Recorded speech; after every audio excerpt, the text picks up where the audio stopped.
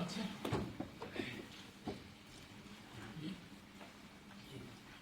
بخار ہے، کھانسی ہے، کھانسی کے لیے گولی لے لو، آ جاؤ۔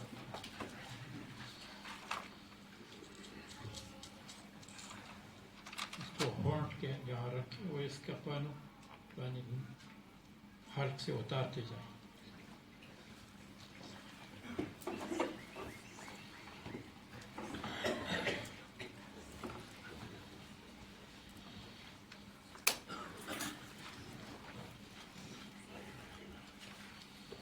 عبدالرحمن کو دیا تھا، وہ 15 سال کا جوان بن گیا اس کی وجہ سے۔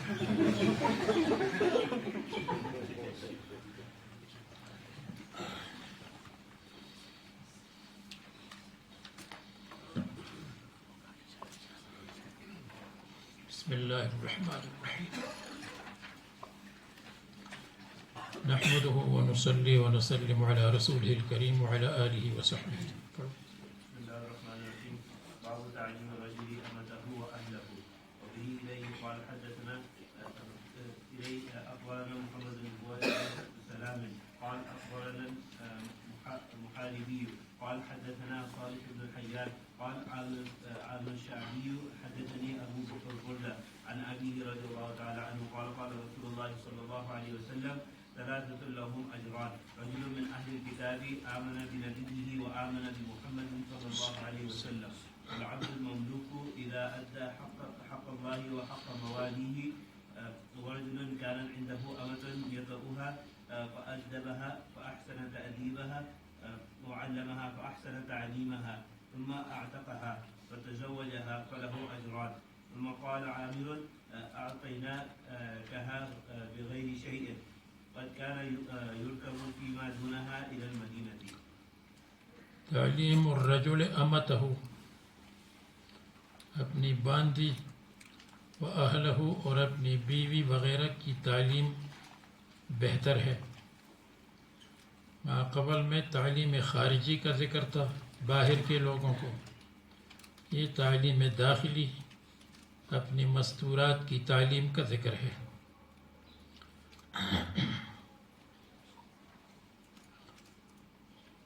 اور اگر کوئی کہے کہ آنے والی حدیث میں باندی کی تعلیم کا ذکر ہے، اہل کا نہیں، تو جواب یہ ہے کہ دلالت النص سے ثابت ہے۔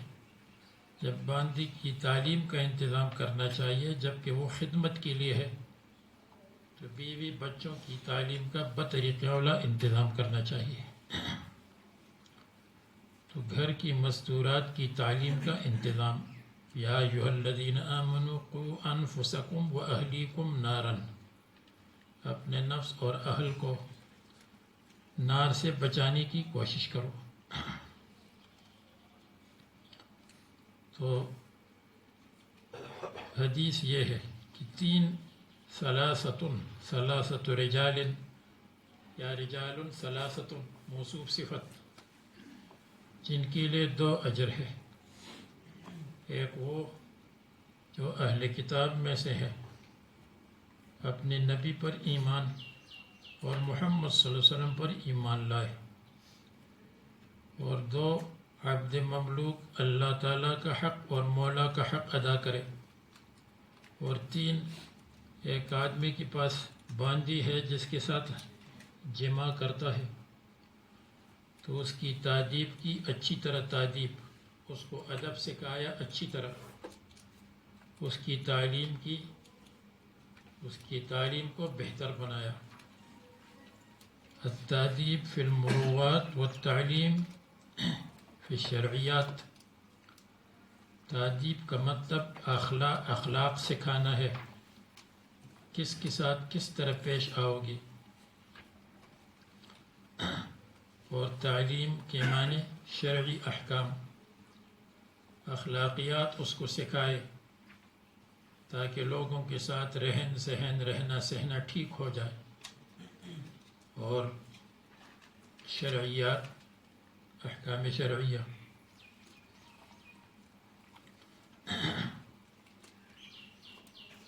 تو اس کے لیے بھی 2 اجر ہے۔ پھر اس کو آزاد کیا اور اس کے ساتھ نکاح کیا تو اس کے لیے بھی 2 اجر ہے۔ ثم قال عامر، پھر شعبی نے اپنی تلمیذ صالح سے کہا، اعطینا کہا بغیر شیء، یہ حدیث یہ مقالہ ہم نے تم کو دیا، بغیر شیء بغیر اجرت، یا بغیر شیء بغیر محنت، محنت کے بغیر تم کو کسی جگہ سفر کرنا نہیں پڑتا۔ وقد كان يركب فيما دونها، اور اس سے کم مقالہ یعنی اس سے کم چھوٹی حدیث میں بھی مدینہ منورہ کے لیے سفر کیا جاتا تھا، اور ہم نے تم کو مفت میں دے دیا۔ اس کا احسان جتلانا مقصود نہیں، مقصود ہے فلا تضيعه، اس کو ضائع مت کرو، کیونکہ مفت کی چیز کی قدر نہیں ہوتی۔ آپ کو مفت میں مل گئی، آپ کو کسی جگہ سفر کرنا نہیں پڑا۔ تو اس میں محل ترجمۃ الباب یہ ہے کہ ادبها فاحسن تادیبها وعلمها فاحسن تعلیمها۔ اور اگر کوئی یہ کہے کہ جو پہلا جملہ ہے اس میں دو چیزوں کا ذکر ہے، آمن بنبیہ و آمن بمحمد صلی اللہ علیہ وسلم،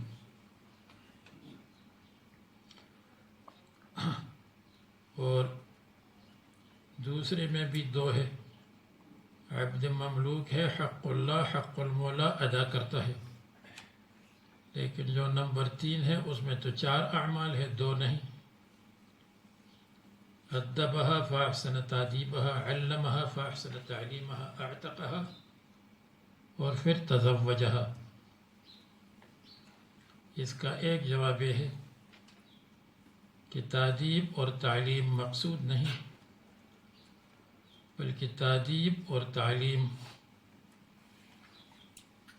دونوں، تادیب اور تعلیم دونوں دو جواب ہے۔ ایک جواب یہ ہے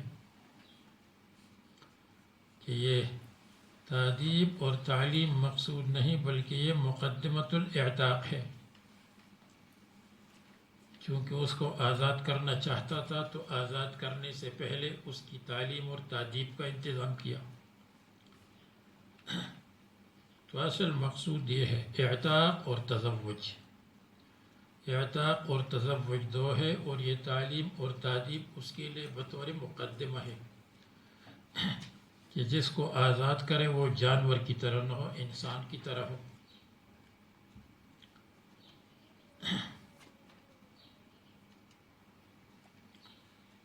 اور یا یہ کہا جائے کہ تادیب اور تعلیم یہ باندی کے ساتھ مخصوص نہیں، تادیب اور تعلیم تو حر کی بھی ہے، جانوروں کو بھی تادیب اور تعلیم کرتے ہیں، کتے کو بھی کرتے ہیں۔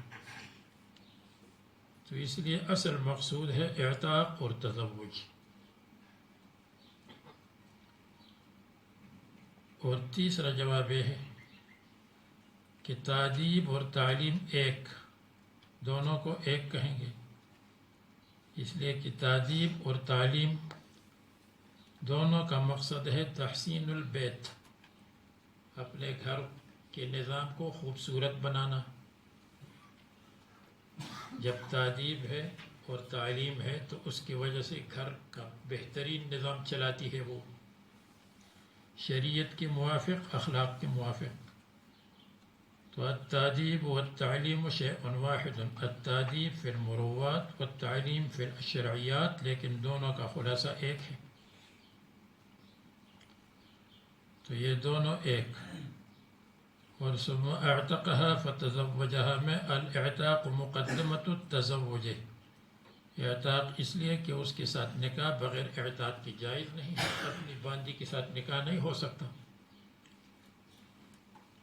تو دو ہو گئے، تادیب اور تعلیم ایک اور تزوج دو، اور اعتاق مقدمۃ التزوج ہے، تو اس لیے دو صحیح ہو گئے۔ اب اس پر اشکال یہ ہے کہ دو عمل پر اگر دو اجر مل گئے تو اس میں تعجب کی کیا بات ہے؟ جب دو عمل ہو تو دو اجر ہے. تو یہاں آمن بنبیہ و آمن بمحمد صلی اللہ علیہ وسلم، حق اللہ و حق المولا کو ادا کیا تو دو اجر مل گئے، تو اس میں تعجب اور خصوصیت کی کیا بات ہے کہ یہاں خصوصیت کے ساتھ اس کو ذکر کیا گیا؟ اس کے متعدد جواب ہیں. اس کا ایک جواب یہ ہے کہ یہاں مقصود یہ ہے کہ ان کو ہر عمل پر دو اجر ملتے ہیں، یہ ان کی خصوصیت ہو گئی. نماز پڑھیں گے، روزہ رکھیں گے اور صدقہ کریں گے تو ہر عمل پر دو اجر ہے، اور دوسرے لوگوں کے لیے ایسا نہیں. ہر عمل پر دو اجر، اور پھر دو اجر ہر ایک پھر 10 کے برابر ہے. دوسرا جواب یہ ہے کہ یہ جو 6 ہیں ان کے اوپر دو اجر ہے. مثلا آمن بنبیہ پر دو اجر، آمن بمحمد صلی اللہ علیہ وسلم پر دو اجر، ادا حق اللہ پر دو اجر، حق موالی پر دو اجر، اور آگے تادیب اور تعلیم پر دو اجر، اور اعتاق جس کے بعد تزوج ہے تزوج پر دو اجر. تو یہ ان کی خصوصیت ہے کہ ان 6 کے اوپر دو دو اجر، ہر ایک پر دو دو اجر. یہ دوسرا جواب ہے. تیسرا جواب یہ ہے کہ یہاں خصوصیت کی بات یہ ہے کہ اللہ تعالیٰ نے غیر ماجور کو ماجور بنایا. جو اجر کی چیز نہیں اس کو اللہ نے اجر والا بنایا. وہ اس طرح کہ آمن بنبی، یہی اپنے نبی پر ایمان لانا محمد صلی اللہ علیہ وسلم کے زمانے میں یہ غیر ماجور ہے. عیسائیت کو ماننا جبکہ محمد صلی اللہ علیہ وسلم کا دین اتر چکا ہے، نازل ہو چکا ہے. یہودیت پر ایمان لانا یہ غیر ماجور ہے، لیکن اسلام کی برکت سے غیر ماجور ماجور بن گیا اور اس کو اجر مل گیا. اسی طرح حق اللہ کو ادا کرتا ہے اور حق المولا کو ادا کرتا ہے. جب حق المولا کو ادا کرتا ہے تو یہ تو اس کی ڈیوٹی ہے، اس پر کیا اجر ہے؟ جو ڈیوٹی ہو اس پر بظاہر اجر نہیں، لیکن اس غیر ماجور کو اللہ نے ماجور بنایا، حق المولا پر بھی اجر ہے. اسی طرح جس باندی کی تادیب اور تعلیم کی، پھر اعتاق اور تزوج کیا، تحسین اور تعلیم پر کوئی اجر نہیں ملنا چاہیے، اس لیے کہ التادیب والتعلیم لتحسین البیت، وہ تو اس لیے ہے تاکہ گھر میں خوبصورت نظام ہو، مہمانوں کے سامنے شرمندگی نہ ہو، اس لیے کہ وہ باندی بہت ادب والی ہے، کھانا پکانا بہترین جانتی ہے، تاکہ مہمان یہ نہ کہے کہ یہ کہاں بنا ہوا ہے. تو تحسین، تادیب، تعلیم یہ اس لیے ہے تاکہ گھر کی تحسین البیت ہو جائے، تحسین نظام البیت. تو بظاہر یہ ماجور نہیں. اور ہاں اعتاق جو مقدمت تزوج ہے تو تزوج ماجور ہونا چاہیے، کیونکہ نکاح کیا اس کے ساتھ. اور عام طور پر لوگ باندی سے نکاح نہیں کرتے، خصوصاً اپنی باندی سے. اپنی باندی کو گھر کی ملکہ بنایا، گھر کی کوئین بن گئی. تو اس پر غیر ماجور ماجور بن گیا، اس لیے کہ حسن تادیب اور حسن تعلیم بظاہر غیر ماجور ہونا چاہیے. اس کا مقصد تو یہ ہے کہ لوگ کہیں گے واہ واہ یہ باندی ہے یا گھر کی ملکہ ہے، کتنی خوبصورت اور بہترین نظام، کتنا خوبصورت اور بہترین نظام چلاتی ہے. تو یہ تیسرا جواب ہو گیا. اور چوتھا جواب یہ ہے، اور یہ حقیقت میں اچھا جواب لگتا ہے، کہ یہ 2 اجر جو ان کو ملتے ہیں، تو 2 اجر اس وجہ سے نہیں ہے کہ اس نے 2 کام کیے یا 1 کام کیا یا 3 کام کیے، بلکہ یہ 2 اجر مشقت کی وجہ سے ہیں، مشقت اور تزاحم، مقابلہ۔ وہ اس طرح کہ آمن نبی ہی عیسائیت پر ہے یا یہودیت پر ہے، وہ عیسائیت اور یہودیت جو اللہ تعالیٰ کی طرف سے نازل ہے، اور انزلنا التوراۃ فیہا ھدی و نور ہے، تو اس کو چھوڑنا اور اسلام کو قبول کرنا بڑی مشقت کی بات ہے۔ لوگ کیا کہیں گے، پادری کیا کہیں گے، ربی کیا کہیں گے، فیملی کیا کہے گی، ہر طرف سے رکاوٹ، ہر طرف سے مشقت۔ تو جب اس نے آمن بنبی اس کے ساتھ آمن بمحمد کو ملایا تو بڑی مشقت اور مقابلے کی بات ہے۔ تو مشقت مع المقابلہ، اس کی وجہ سے اللہ تبارک و تعالیٰ نے 2 اجر دیے۔ اور اسی طرح حق اللہ اور حق المولا، یعنی جب حق المولا کو ادا کرتا ہے تو اس کے ساتھ حق اللہ کا ادا کرنا بہت مشکل ہے۔ ایک طرف اس کا تقاضا ہے خدمت کرو، دوسری طرف یہ کہتا ہے میں اللہ کے راستے میں 3 دن لگاؤں گا، اور جو 3 دن لگاؤں گا تو وہ کام میں پہلے کر لوں گا، رات کو تھوڑی دیر کے لیے آ کر پورا کام کروں گا۔ تو یہ مشقت برداشت کرتا ہے، تو اس لیے مشقت کی وجہ سے اس کو 2 اجر ملتے ہیں۔ اور اسی طرح یہ تادیب، تعلیم اور اعتاق اور تزوج، یہاں بھی بڑی مشقت ہے۔ لوگ کہیں گے اپنی بانجی کے ساتھ نکاح کیا، یہ کتنا ذلیل کام کیا، اس کو تو اعلیٰ درجے کی فیملی میں نکاح کرنا چاہیے تھا، اس لیے کہ یہ من الاشراف ہے۔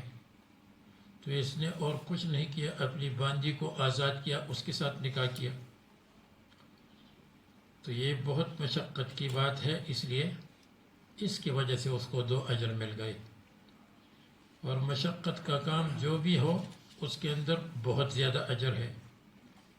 امام سیوطی نے مختلف شروحات لکھی ہیں صحاح 6 پر، التوشیح علی الصحیح، بخاری کا حاشیہ لکھا ہے، الدیباج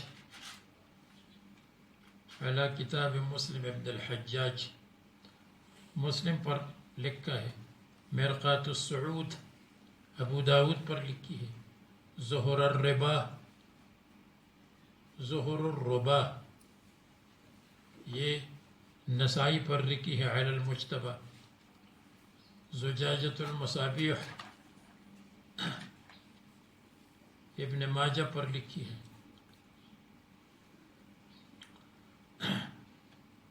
زجاجہ علی ابن ماجہ، علی سنن ابن ماجہ، ورقوت المقتضی علی الترمذی لکھی ہے۔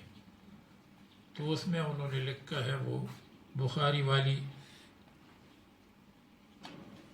کتاب میں اور اس شرح میں لکھا ہے کہ بہت ساری جگہوں پر جب مشقت ہے تو اس کے اندر 2 اجر ملتے ہیں، جیسے یہ یہاں 3 مذکور ہے، اجر 2 اجر ہے۔ ازواج مطہرات کے بارے میں وَمَن يَقْنُتْ مِنكُنَّ لِلَّهِ وَرَسُولِهِ وَتَعْمَلْ صَالِحًا نُؤْتِهَا أَجْرَهَا مرتين، ازواج مطہرات کے لیے 2 اجر ہے، اس لیے کہ رسول اللہ صلی اللہ علیہ وسلم کے گھر پر فاقے برداشت کرنا مشقت کا کام ہے، تو ان کے لیے 2 اجر ہے۔ اسی طرح وضو علی الوضو کرتا ہے سردی کے موسم میں، ایک وضو پر نیا وضو کرتا ہے، مشقت ہے، اس کو 2 اجر ملتے ہیں، نور علی نور ہے۔ اسی طرح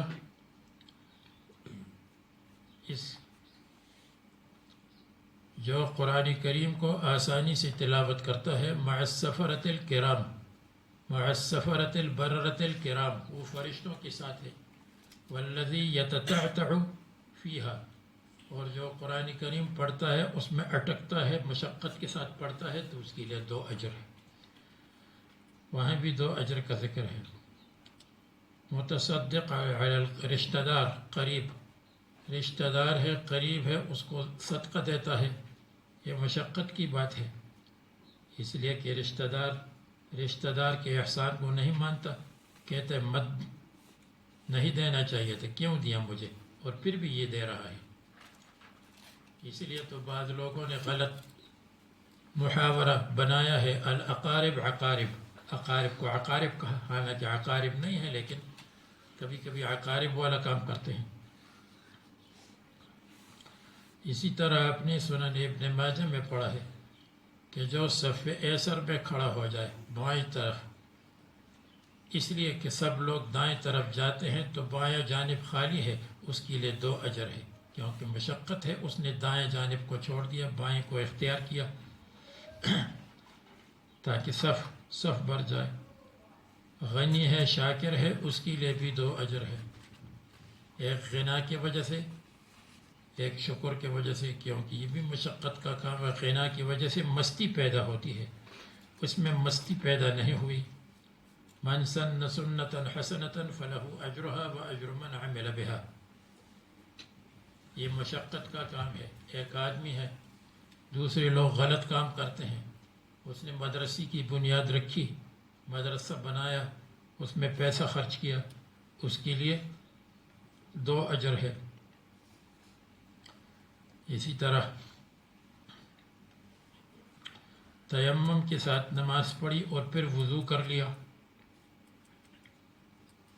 تو اس کے لیے بھی 2 اجر کا ثواب آتا ہے۔ تو بہرحال مجتہد جب اجتہاد کرے اور حق کو پالے تو اس کے لیے 2 اجر ہے، اگر خطا ہو جائے تو اس کے لیے 1 اجر ہے۔ اجتہاد بھی مشقت کا کام ہے، کبھی کبھی پوری رات مجتہدین کو لگ جاتی تھی ایک مسئلے کی حکم معلوم کرنے کے لیے، تو اس سے پتہ چلا کہ یہ جو اجر ملتا ہے یہ مشقت معد مقابلہ کا مطلب مزاحمت ہے، مقابلہ ہے، رکاوٹ ہے، اس رکاوٹ کے ساتھ ساتھ یہ کام کرتا ہے تو اس کو اجر ملتا ہے۔ تو اور اس حدیث کی شان نزول میں یہ بیان کیا ہے کہ ایک آدمی تھا خراسان کا رہنے والا، اس نے شعبی سے کہا کہ اہل خراسان کہتے ہیں کہ جو اپنی باندی کو آزاد کرے، لونڈی کو آزاد کرے، پھر اس کے ساتھ نکاح کرے تو وہ ایسا ہے کالراکب علی بدنتہ، جیسے اپنی قربانی کی جانور پر سواری شروع کرے۔ یہ تو اچھی بات نہیں ہے، قربانی کے جانور پر سواری شروع کرے، اس سے فائدہ اٹھائے۔ اور تو شعبی نے ان کو یہ حدیث سنائی کہ ایسا نہیں ہے، یہ کالراکب علی بدنتہ ہی نہیں، جو راکب علی بدنتہ ہی ہو بغیر ضرورت کے اس کو تو گناہ ملتا ہے، اور یہاں تو ڈبل ثواب ملتا ہے۔ اسی طرح حضرت انس رضی اللہ عنہ سے مروی ہے کہ اذا اعتق امتہ، جب باندی کو آزاد کرے، للہ، اللہ کے لیے، فلا یعود فیہا، تو اس میں عود نہ کرے۔ تو اس سے بھی پتہ چلتا ہے کہ نکاح نہ کرے۔ ممکن ہے کہ حضرت انس کو یہ حدیث نہیں پہنچی، لیکن یہ بعید ہے، بلکہ حضرت انس کی مقولے کا مطلب یہ ہوگا کہ جس نے باندی کو آزاد کیا، فلا یعود فیہا، دوبارہ اس کو زبردستی باندی نہ بنائے۔ آزاد کیا اور پھر کہا ہو تم کہاں گئی تھی، آؤ ہماری خدمت کرو، خواہ مخواہ اس کو اپنے پاس روکتا ہے۔ اگر یہ مطلب لے لے تو پھر اشکال وارد نہیں ہوگا۔ اب اس کے بعد یہ سمجھ لیں کہ یہ آمن بنبیہ و آمن بمحمد صلی اللہ علیہ وسلم، اس پر اشکال ہے، یہود مراد ہے یا نصارہ مراد ہے؟ اگر یہود مراد ہوں تو یہ صحیح نہیں ہے، اس لیے کہ صفحہ 490 اس پر، جو 490 اس جلد میں ہے، ہماری جلد میں ہے، اس پر مذکور ہے کہ آمن بعیسیٰ علیہ السلام ثم آمن بی، یعنی عیسائی بھی اس میں شامل ہے۔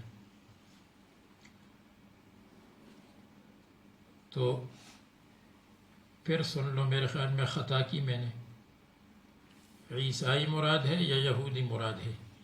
اگر یہودی مراد ہو تو اشکال ہے، صفحہ 490 پر عیسائیوں کا ذکر ہے کہ آمن بعیسیٰ ثم آمن بی، اور اگر عیسائی مراد ہو جیسے اس حدیث سے پتہ چلتا ہے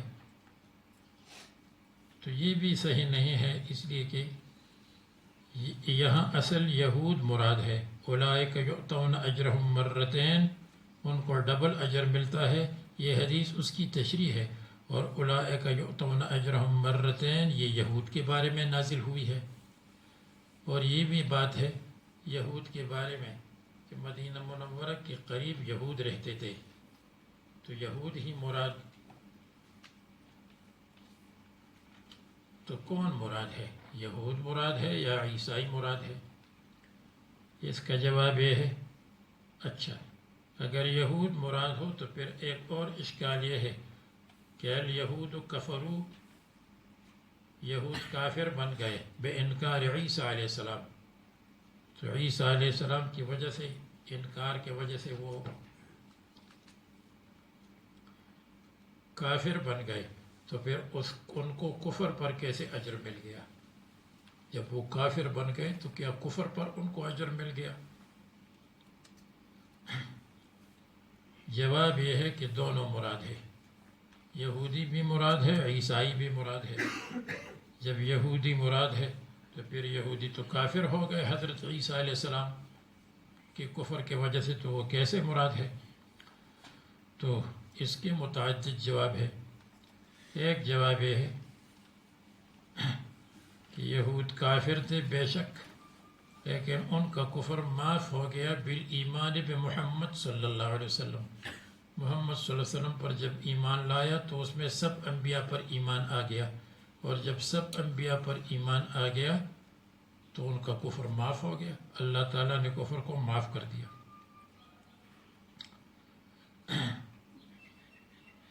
پھر تو مجوس بھی مراد ہو جائیں گے، کیونکہ جب مجوسی نے ایمان لایا محمد صلی اللہ علیہ وسلم پر تو ان کا کفر معاف ہو گیا، تو مجوسی بھی اس میں آ جائیں گے۔ ایک جواب۔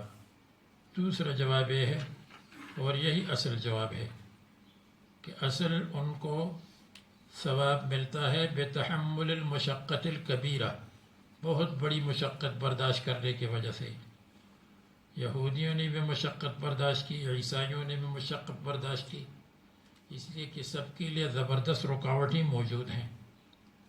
اگر یہ رکاوٹ ہو تو پھر اس میں عملین کا ذکر اتفاقاً ہوگا، ورنہ پھر تو اگر ہندو مسلمان ہو جائے اور اپنی فیملی کا مقابلہ کرے، مجوسی مسلمان ہو جائے، سب اس کے اندر شامل ہو جائیں گے، جہاں جہاں مشقت ہو وہ سب اس میں شامل ہوں گے۔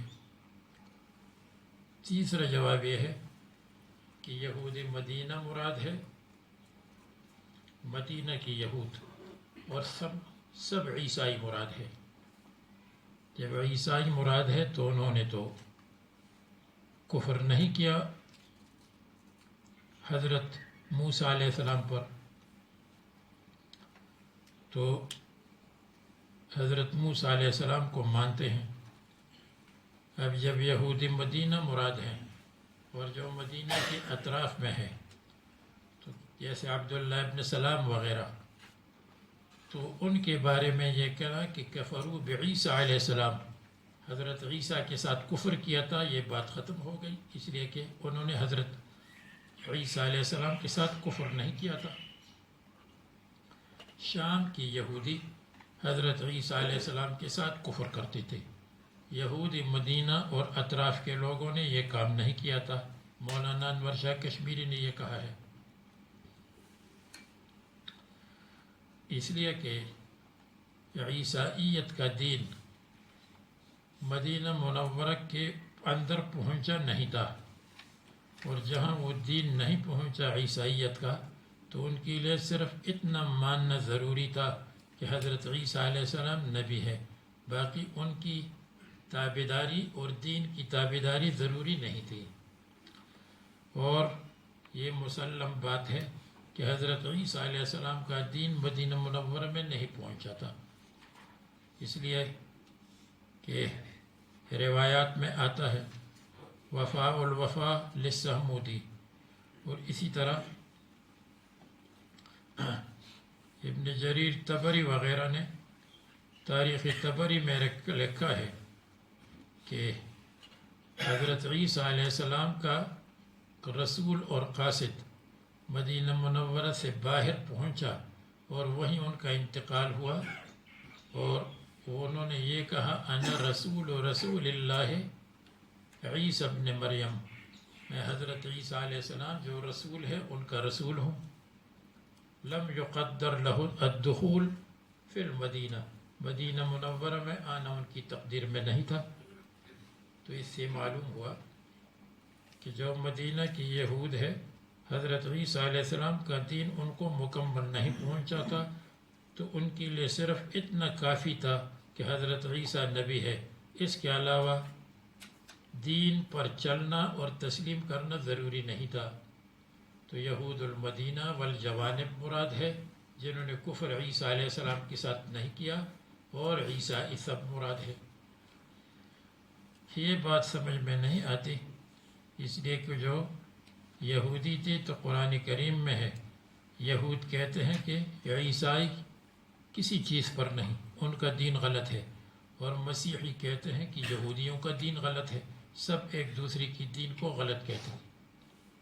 قالت النصارى ليست اليهود على شيء قالت اليهود ليست النصارى على شيء، یہود نصارہ کو نتنگ کہتے تھے، نصارہ یہود کو نتنگ کہتے تھے۔ تو نمبر 4 جواب یہ ہے جو حافظ ابن حجر نے فرمایا کہ یہاں ان کی تخصیص نہیں ہے، بطور مثال ہے، یہودی ہو، نصرانی ہو، مجوس ہو، ہندو ہو، جو بھی مشقت اور مقابلہ کر کے اسلام قبول کرے تو اس کے لیے 2 اجر ہے، اس لیے کہ یہ اجر مشقت مع المقابلہ کی اوپر ہے۔ یہ جو رسول اللہ عیسیٰ ابن مریم آیا ہے، تو یہاں قادیانی اس سے استدلال کرتے ہیں، اور قادیانی کہتے ہیں کہ لکھا ہوا ہے کہ انا اسود ابن سعادہ، میں اسود ابن سعادہ ہوں، رسول اللہ عیسیٰ ابن مریم، اس میں ایک رسول کا لفظ حذف ہو گیا ہے، تو اور وہ تبری میں، تو لفظ رسول اس میں حذف ہوا ہے، تو انا رسول اللہ کی جگہ انا رسول اللہ عیسیٰ ابن مریم ہے۔ تو اس لیے وہ کہتے ہیں کہ عیسیٰ علیہ السلام یہاں آئے، اور پھر یہاں سے کشمیر گئے، اور پھر وہاں وفات پا گئے، یہ ایک قصہ سناتے ہیں، حالانکہ آپ کو بتایا کہ وہاں رسول اللہ کا لفظ نہیں، حضرت عیسیٰ مراد نہیں، بلکہ رسول اللہ، اور ان کا نام بھی لکھا ہے اسود ابن سعادہ۔ تو اس میں یہ بتلایا کہ ڈبل اجر ہے اس کے لیے آمن بنبیہ و آمن بمحمد صلی اللہ علیہ وسلم۔ اب اس کے بعد ہے باب عزت الامام النساء و تعلیمہن، یہاں تعلیم الاجنبیات کا ذکر ہے، اور یہ کہ عورتوں کے لیے مدرسے کا انتظام، اور یہ حکومت کرے، حکومت اسلامی مسلمان حکومت کا یہ کام ہے۔ اگر کوئی کہے کہ اجنبیات کی تعلیم میں خلوت ہوگی، خلوت ضروری نہیں ہے، خلوت نہ ہو، بہت ساری لڑکیاں ہیں تو خلوت نہیں ہوئی، حجاب اور پردے کے ساتھ ہے تو بظاہر فتنہ بھی نہیں، اور اللہ تعالیٰ کے فضل سے تو تعلیم النساء، اور تعلیم النساء خلوت نہیں ہے اور پردہ ہونا چاہیے۔ حدثنا سليمان بن حرب قال حدثنا شعبة عن أيوب قال سمعت عطاء بن أبي رباح قال سمعت ابن عباس قال أشهد على النبي صلى الله عليه وسلم، أو قال عطاء أشهد على ابن عباس أن النبي صلى الله عليه وسلم، یعنی ابن عباس نے اشہد علی النبی صلی اللہ علیہ وسلم فرمایا، یا عطاء نے اشہد علی ابن عباس ان النبي صلی اللہ علیہ وسلم خرج ومعه بلال رضی اللہ عنہ فظن انه لم يسمع النساء، یا لم يسمع النساء، یہ فرمایا کہ عورتوں کو نہیں سنایا یا انہوں نے باتیں نہیں سنی، تو ان کے لیے الگ انتظام، فوعظہن وامرہن بالصدقۃ، فجعلت المرأة تلقی القرطہ، تو عورتوں نے شروع کیا، معلوم ہوا کہ صدقہ گناہ کو مٹاتا ہے۔ تلقی القرط والخاتم، القرط ما يعلق في الاذن، کان کی والیاں یا بالیاں، اور خاتم انگوٹھی۔ بلال رضی اللہ عنہ یأخذ فی طرف ثوبہ، اس سے معلوم ہوا کہ عورت اپنے مال میں تصرف کر سکتی ہے جب فتنے کا محل نہ ہو۔ امام مالک رحمہ اللہ کے نزدیک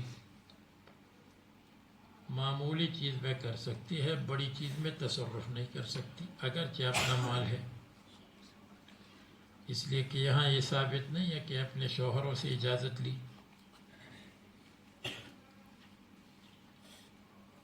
وقال اسماعیل عن ایوب عن عطوہ،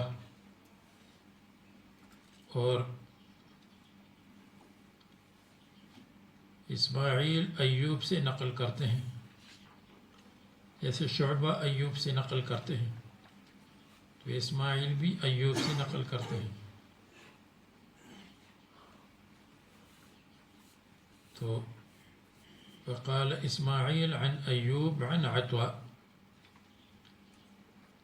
تو یہ کہتے ہیں شعبہ پر عطف نہیں ہے کہ ہم وہ کہیں گے کہ سلیمان نے شعبہ سے لیا ہے، بلکہ یہ مستقل ہے، اسماعیل عن ایوب عن عطوہ۔ قال ابن عباس اشہد علی النبی صلی اللہ علیہ وسلم، تو بتایا کہ شعبہ پر عطف نہیں، اگر شعبہ پر عطف ہو تو پھر شعبہ کا شاگرد ہے سلیمان، اور سلیمان اسماعیل کا شاگرد نہیں ہے، تو یہ مستقل ہے۔ اب اس کے بعد باب الحرص علی الحدیث،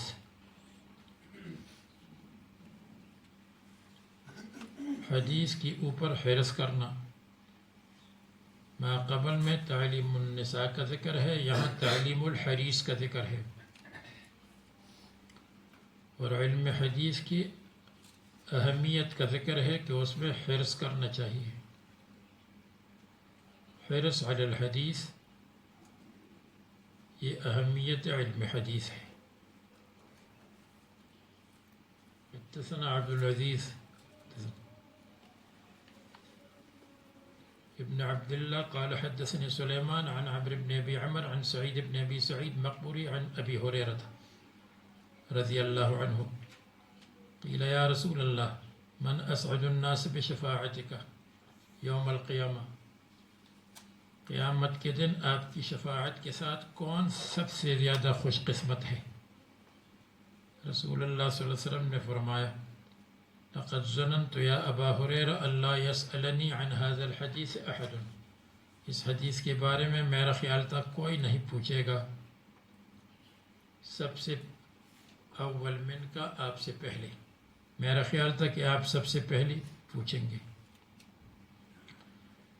لما رأيت من حرصك على الحدیث، کیونکہ آپ حریص ہے حدیث پر. اسعد الناس بشفاعتی یوم القیامت، سب سے زیادہ میری شفاعت کے ساتھ قیامت کے دن سب سے زیادہ سعادت والا من قال لا الہ الا اللہ خالصا من قلبہ او خالصا من نفسہ، یہ سب سے اسعد اور سب سے زیادہ کامیاب ہے. اس پر اشکال ہے کہ خلاصہ یہ ہے کہ اسعد الناس بالشفاعت المؤمن، مؤمن شفاعت کی وجہ سے سب سے زیادہ اسعد ہے، اور اسعد اس میں تفضیل کا صیغہ ہے. اس میں تفضیل کا قانون یہ ہے کہ اس کا جو مضاف الیہ ہوتا ہے اس میں بھی فعل اور نفس فعل موجود ہوتا ہے. اگر میں کہوں گا زید احسن الناس، مطلب یہ ہے زید احسن ہے، دوسرے لوگ حسن ہے، زید احسن الناس میں. تو یہاں معنی یہ ہے کہ اسعد الناس المؤمنون، مسلمان اسعد ہے، اور مسلمانوں کے علاوہ جو کفار ہے وہ سعید ہے، اس لیے کہ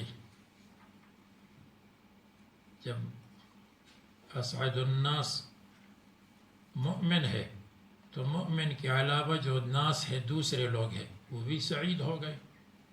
تو معنی یہ ہے کہ کفار سعید ہے، مضاف الیہ ناس ہے، اور ناس کا مطلب لوگوں میں سے مؤمن مستثنی کرے تو کافر بھی سعید بن گیا.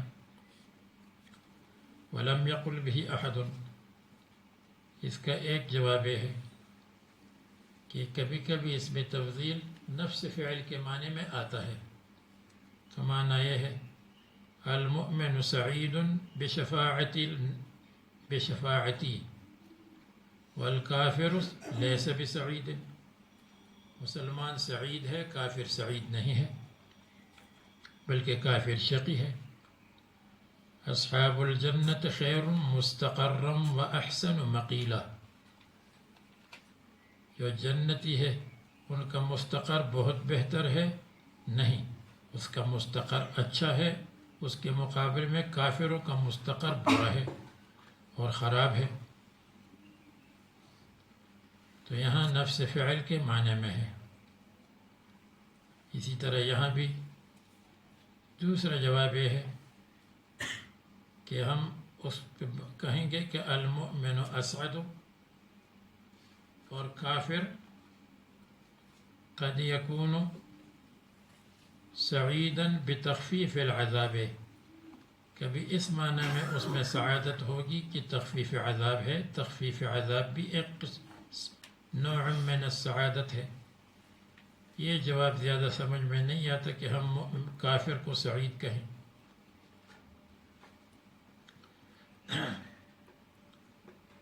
تیسرا جواب یہ ہے کہ مؤمن سے مراد مؤمن کامل ہے، تو اسعد الناس بشفاعتی المؤمن کامل، خالصا من قلبہ سے مراد کامل ہے. تو المؤمن الکامل اسعد ونفس المؤمن سعید، مومن کامل اسعد ہے اور جو بھی مسلمان ہے وہ سعید ہے اس کے مقابلے میں. یہ اچھا جواب ہے.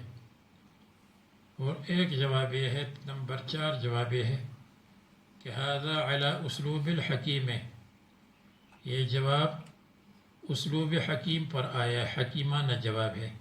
اسلوب حکیم کا مطلب یہ ہے کہ او ابو ہریرہ، آپ کو اسعد نہیں پوچھنا چاہیے، آپ کو سعید پوچھنا چاہیے.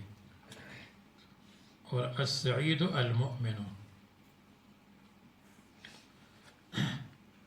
تو ابو ہریرہ نے فرمایا من اسعد الناس بشفاعتک، تو رسول اللہ صلی اللہ علیہ وسلم نے فرمایا اسعد لا تسأل عن الاسعد بل السعید بشفاعتی من قال لا الہ الا اللہ. تو یہ اسعد ما قبل کی موافقت کے لیے آیا ہے، مراد اس سے سعید ہے، اسعد نہیں ہے. علی سبیل اسلوب الحکیم آیا ہے. تو رسول اللہ صلی اللہ علیہ وسلم کی شفاعت کے ساتھ مؤمن سب سے زیادہ اسعد ہے. اور شفاعت کا مطلب طلب الخیر للغیر، خیر کو طلب کرنا ہے غیر کے لیے. اور شفاعت کی متعدد قسمیں ہیں جس کو میں نے اس جملے میں جمع کیا ہے کہ تخمر قدن، شفاعت چھپا دے گی، قدن مشقت کو، شفاعت کی وجہ سے مشقت ختم ہو جائے گی. تو تا اشارہ ہے تخفیف العذاب کو، جیسے آپ نے پڑھا ہے ابو طالب وغیرہ کے لیے. اور خا اشارہ ہے خروج من النار لداخل جہنم، جو داخل جہنم ہے وہ خروج کرے گا. میم اشارہ ہے مستحق النار ولکن لم يدخل، اس کی لیے شفاعت ہوگی تو وہ نار سے بچ جائے گا.